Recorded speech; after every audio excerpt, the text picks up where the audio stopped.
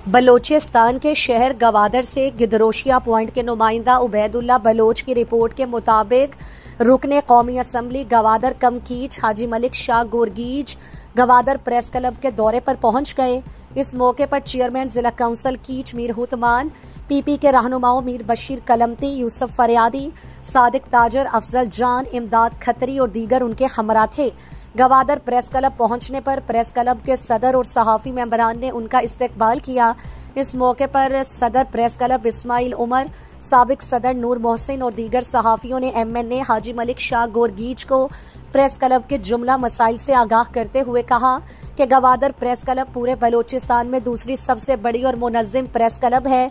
Gwadar press club ने तमाम तर मुश्किलात के बावजूद हमेशा मुस्बत और तामीरी तर्ज सहाफ़त को फ़रोग़ दिया। उन्होंने गवादर प्रेस क्लब के लिए गुज़श्ता साल नई बिल्डिंग की तामीर के लिए टेंडर्स हुए थे, लेकिन मटीरियल रेट बढ़ जाने के सबब किसी ठेकेदार ने ठेका लेने से इनकार कर दिया था,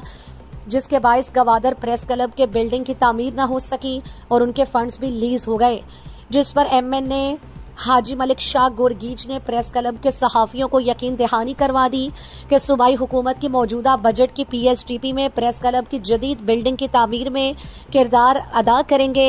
उन्होंने कहा कि गवादर प्रेस क्लब के सहाफ़ियों की मुस्बत किरदार की वजह से गवादर की आवाम को दरपेश मसाइल हल करने में मदद मिली है।